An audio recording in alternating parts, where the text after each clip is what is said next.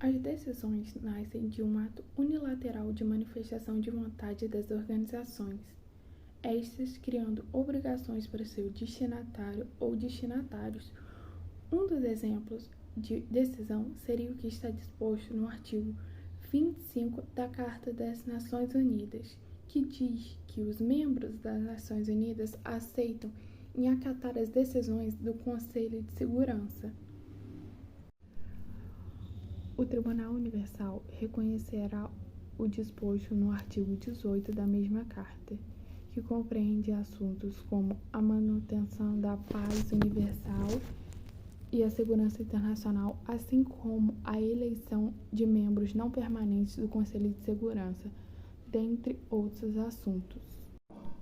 Acerca da influência da decisão na jurisprudência do Tribunal Universal, o tribunal pode sempre requalificar uma decisão se baseando nos seus próprios critérios lógicos, não podendo uma decisão de um órgão ser uma indicação decisiva para o tribunal, sendo muitas vezes algumas delas apenas permissivas. Dentro dos atos unilaterais, existem os atos autonormativos e os heteronormativos. Os primeiros dirigentes à própria organização ou os estados como elementos da organização e submetidos ao seu direito próprio. Já os segundos dirigem-se a sujeitos de direito autônomos face à organização, outras organizações, por exemplo. Alguns atos unilaterais das organizações são ao mesmo tempo auto- e heteronormativos. É o caso da resolução pela qual o orçamento é adotado nas organizações financiadas por contribuições estatais, e a hipótese mais frequente para os atos das comunidades europeias. Sobre estas reservas, o exame dos defeitos de cada resolução permite, normalmente, avaliar os seus efeitos internos e externos e deduzir sua qualificação mais pertinente. E vou falar também sobre os atos autonormativos.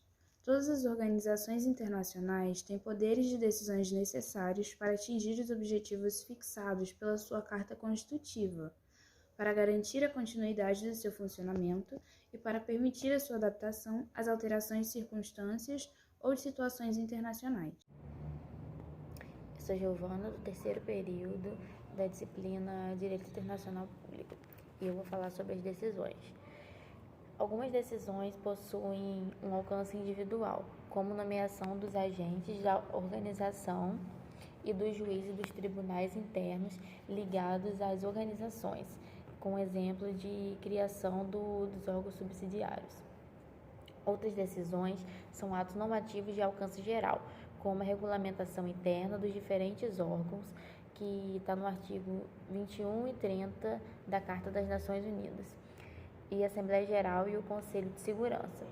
Excepcionalmente, uma segurança pode, com efeito, emendar as regras básicas formuladas pela sua Carta Constitutiva, sem um acordo individual dos Estados e membros e com efeito obrigatório por estas. As decisões ligadas ao funcionamento da organização são, como já previsto anteriormente, ato jurídico internacionalmente, portanto, vinculam, no caso, os órgãos que os adotaram. Bom, então, finalizando o trabalho, vou falar sobre as decisões que regem as atividades externas da organização. Bom, primeiramente, a distinção feita entre os atos, segundo seu alcance individual ou geral, é mais importante no direito das organizações internacionais do que nas relações interestatais. Dirige, em parte, a aplicação do princípio da hierarquia das fontes, princípio que encontra melhor aplicação num quadro institucionalizado. Dessa forma, como exemplo, os agentes das Nações Unidas estão submetidos a um estatuto, estabelecido pela Assembleia Geral, e ao regulamento emanado do Secretário-Geral da ONU. A base da pirâmide normativa é constituída por decisões individuais de aplicação. E, por terem efeito obrigatório para os órgãos da organização, bem como para os Estados-membros, as decisões são adotadas segundo processos muitas vezes complexos, destinados a fazer respeitar certos equilíbrios políticos. O artigo 97 da Carta das Nações Unidas, por exemplo, estabelece que o secretário-geral é nomeado pela Assembleia Geral mediante recomendação do Conselho de Segurança. Da mesma maneira, no âmbito das comunidades europeias, o Conselho de Ministros só pode, em princípio, adotar um ato decisório sob proposta da Comissão.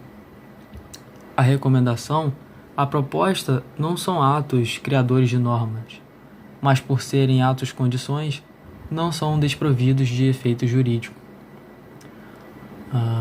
Uma organização internacional pode comprometer-se, através de atos unilaterais, a adotar certos comportamentos perante os Estados, a outras organizações ou até mesmo a pessoas privadas, na execução da sua própria política. Assim acontece em certos compromissos unilaterais de coordenação das atividades das organizações e no anúncio da política seguida pela organização a respeito dos Estados, as comunicações da Comissão das Comunidades Europeias sobre as ajudas públicas nacionais no domínio da concorrência, ou nos compromissos tomados a respeito dos indivíduos, respeito do direito humanitário na condução das operações de manutenção da paz, por exemplo.